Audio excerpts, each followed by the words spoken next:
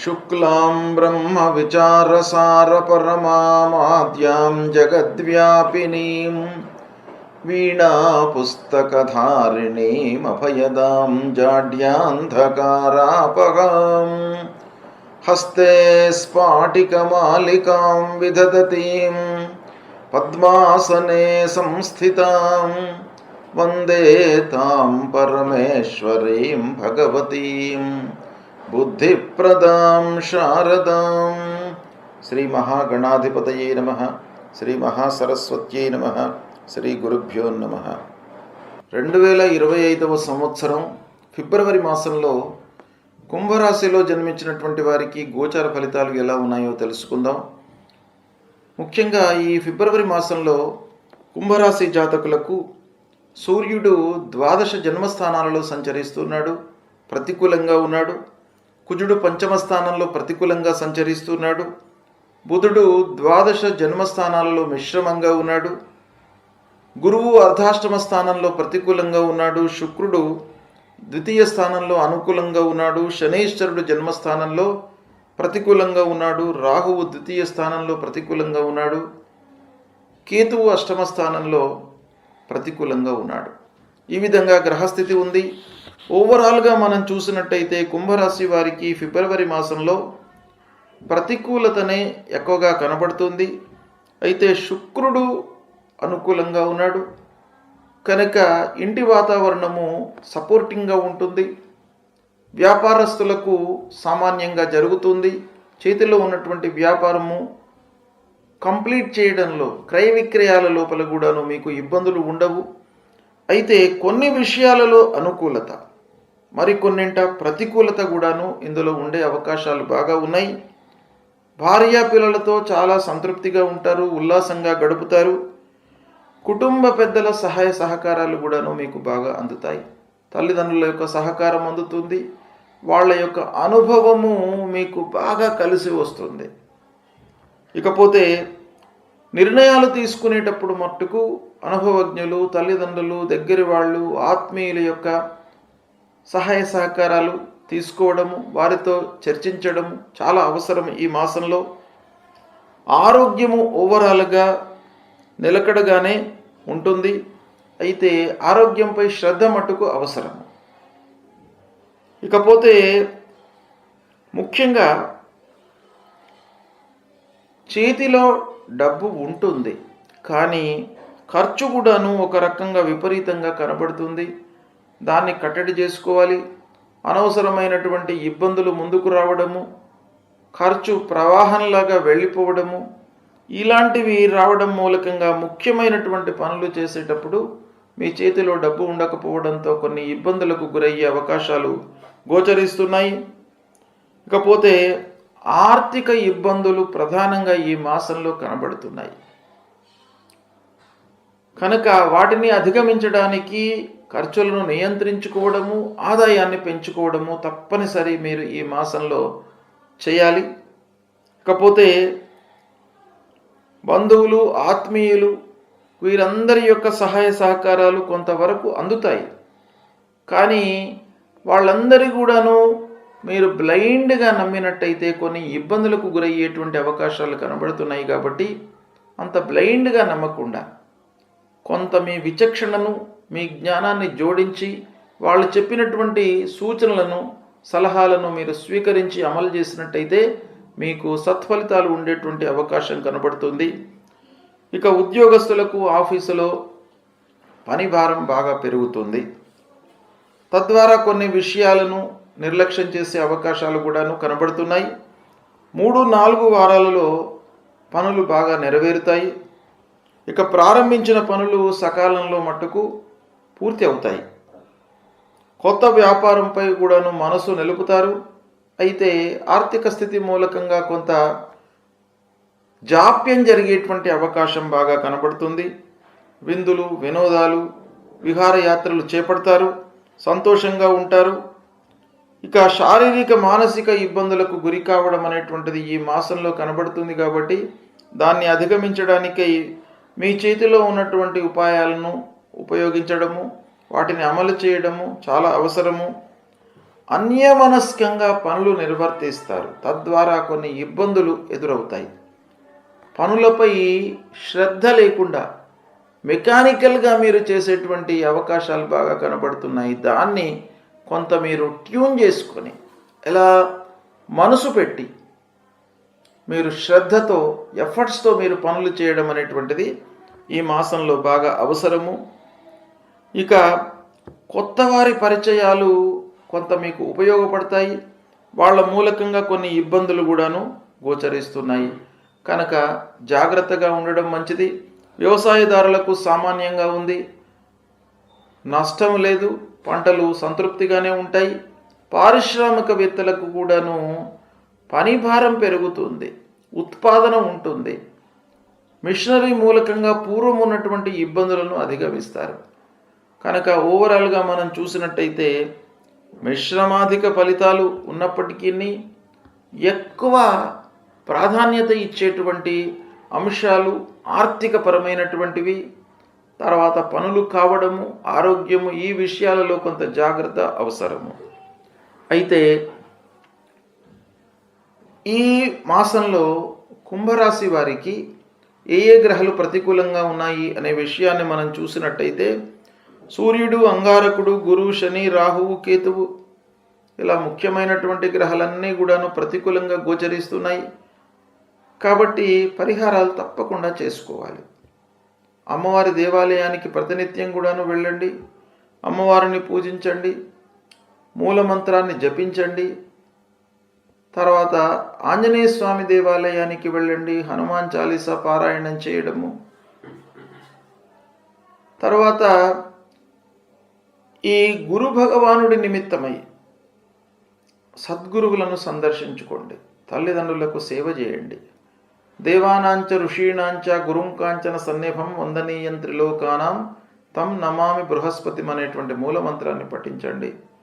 అంగారకుడి కొరకై సుబ్రహ్మణ్య స్వామి దేవాలయానికి వెళ్ళండి, సూర్య భగవానుని కొలవండి, సూర్యుడికి ప్రతినిత్యం కూడాను సూర్య నమస్కారాలు చేయండి.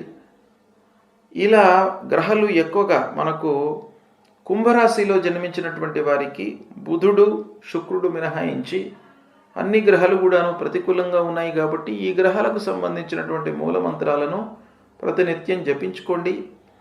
తర్వాత దేవాలయానికి వెళ్ళడము, ఆ దైవ భక్తిని పెంపొందించుకోవడం అనేటువంటిది ఈ మాసంలో మీకు చాలా అత్యవసరం కనుక ఆ దైవ భక్తిని పెంచుకున్నట్టయితే మీరు పడుతున్నటువంటి కష్టాలు కానివ్వండి, ఎదురవుతున్నటువంటి ఇబ్బందులు కానివ్వండి, ఆటంకాలు కానివ్వండి, ఇవన్నింటినీ కూడాను మీకు ఎదుర్కొనేటువంటి శక్తి సామర్థ్యాలు ఆ భగవంతుడి మూలకంగా మీకు లభిస్తాయి కనుక మీరు దేవాలయానికి ప్రతినిత్యం కూడాను వెళ్ళండి, దేవతార్చన చేయండి.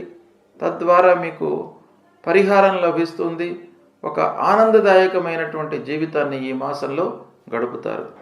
అయితే ఈ ఫిబ్రవరి మాసం లోపల మనకు కొన్ని ముఖ్యమైనటువంటి పండుగలు వచ్చినాయి. ఏంటంటే ఈ ఫిబ్రవరి మాసము మాఘమాసంతో మనకు లింక్ అయి ఉంది. మాఘమాసం ప్రారంభమవుతుంది, ఫిబ్రవరి మాసం కూడాను ప్రారంభమైంది కనుక ఈ ఫిబ్రవరి మాసం లోపల 2వ తారీఖున వసంత పంచమి. ఇది చాలా ఆస్పీషియస్ డే, అంటే మీకు చాలా అనుకూలమైనటువంటి దినం, పవిత్రమైనటువంటి దినంగా మనకు శాస్త్రం చెబుతుంది, ఋషిప్రోక్తం గనక ఈ వసంత పంచమిని మీరు ఆచరించాలి.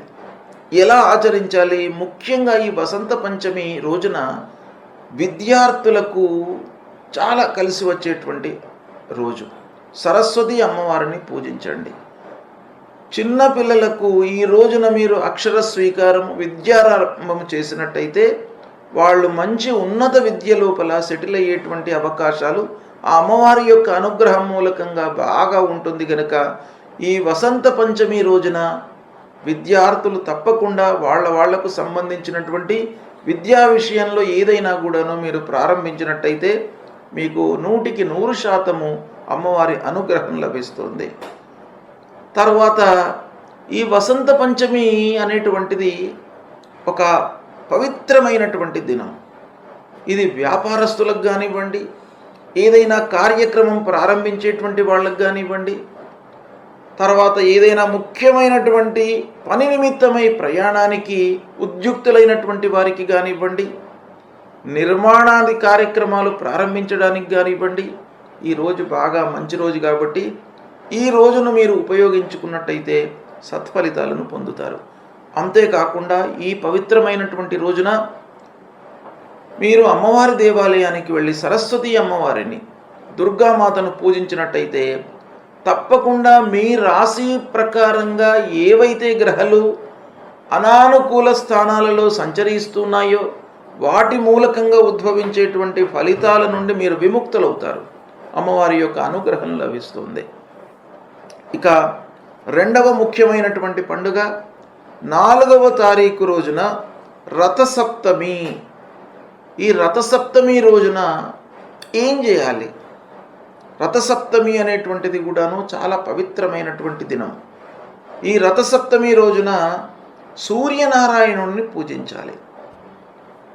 సూర్య భగవానుడికి ప్రత్యేకంగా ఈ రథసప్తమి నాడు ఎవరైతే పూజ చేస్తారో వాళ్ళ యొక్క జీవితము ఈ సంవత్సర పర్యంతము శారీరక ఇబ్బందులు లేకుండా, మానసిక ఇబ్బందులు లేకుండా చాలా సుఖమయమైనటువంటి జీవితాన్ని గడుపుతారు అని చెప్పేసి మనకు శాస్త్రం చెప్తుంది. కనుక ఈ రథసప్తమి నాడు కూడాను మీరు ఆ సూర్యనారాయణుడికి మీరు నమస్కారం చేసుకోవడము, సూర్యుడిని పూజించడము, సూర్యుడికి సంబంధించినటువంటి ఆదిత్య హృదయం పారాయణం చేసుకోవడము, సూర్యాష్టకాన్ని పఠించడము, ఇలాంటివి చేసినట్టయితే మీకు బాగా కలిసి వస్తుంది. ఇక మూడవది భీష్మ ఏకాదశి. 8వ తారీఖు నాడు భీష్మ ఏకాదశి వస్తుంది.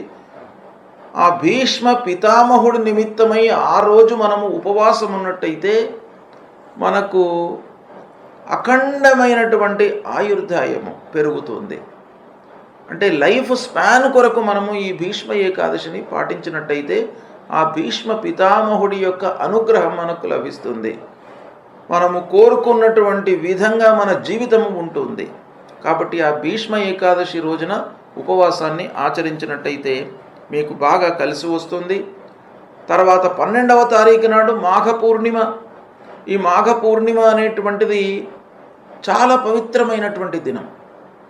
ఈ రోజున ఎవరైతే నదీ స్నానాలు, సముద్ర స్నానాలు, తటాక స్నానాలు ఇవి ఆచరిస్తారో వారికి ఉన్నటువంటి రుగ్మతలన్నీ కూడాను దూరం అయిపోతాయి.